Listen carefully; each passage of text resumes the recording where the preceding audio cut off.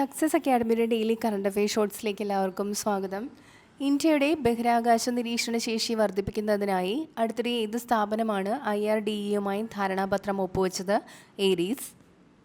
India semi conductor മിഷൻ്റെ കീഴിൽ 2025 HCLൻ്റെയും ഫോക്സ്കോണിൻ്റെയും 23,706 കോടി രൂപയുടെ OSAT സെമി കണ്ടക്ടർ സൗകര്യം ഏത് സംസ്ഥാനത്താണ് അംഗീകരിച്ചത്? ഉത്തർപ്രദേശ്. 2025 മെയ് 13 മുതൽ മനുഷ്യാവകാശങ്ങളെക്കുറിച്ചുള്ള 2 ആഴ്ച നീണ്ടു നിൽക്കുന്ന ഓൺലൈൻ ഹ്രസ്വകാല ഇൻറ്റേൺഷിപ്പ് പ്രോഗ്രാം ആരംഭിച്ച സംഘടന ഏത്? ദേശീയ മനുഷ്യാവകാശ കമ്മീഷൻ.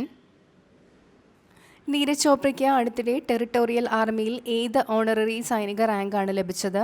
Lieutenant colonel. ഓക്സിജനുമായി ബന്ധപ്പെട്ട ഇലക്ട്രോ കാറ്റലറ്റിക് പ്രതിപ്രവർത്തനങ്ങൾ മെച്ചപ്പെടുത്തുന്നതിനായി ബംഗളൂരു ആസ്ഥാനമായുള്ള ശാസ്ത്ര സാങ്കേതിക വകുപ്പിന് കീഴിലുള്ള സ്വയംഭരണ സ്ഥാപനം ഏത് പുതിയ കാറ്റലൈസറാണ് അടുത്തിടെ വികസിപ്പിച്ചെടുത്തത്? Centre for nano and soft matter sciences. ഒഡീഷയിൽ അടുത്തിടെ പരീക്ഷിച്ച ഭാർഗവാസ്ത്ര എന്തുമായി ബന്ധപ്പെട്ടിരിക്കുന്നു? Anti drone system. 2025 world jurist അസോസിയേഷൻ്റെ മെഡൽ ഓഫ് ഓണർ ലഭിച്ച ആദ്യ ഇന്ത്യൻ അഭിഭാഷകൻ ആര്? ഭുവൻ റിബു. 78ാമത് ഡീക്കാൻസ് ഫെസ്റ്റിവൽ 2025 ഏത് വേദിയിലാണ് നടന്നത്? ഫ്രാൻസ്.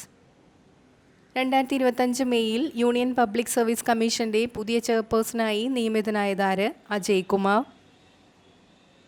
2025 ഇന്ത്യയുടെ 11ാമത് ഉപരാഷ്ട്രപതി ആരുടെ ചരമവാർഷികത്തിലാണ് ജയ്പൂരിൽ സ്മാരക ലൈബ്രറി ഉദ്ഘാടനം ചെയ്തത്? ഭൈരോൺ സിംഗ് ഷെഖാവത്ത്. കൂടുതൽ വീഡിയോസിനായി ചാനൽ സബ്സ്ക്രൈബ് ചെയ്യുക.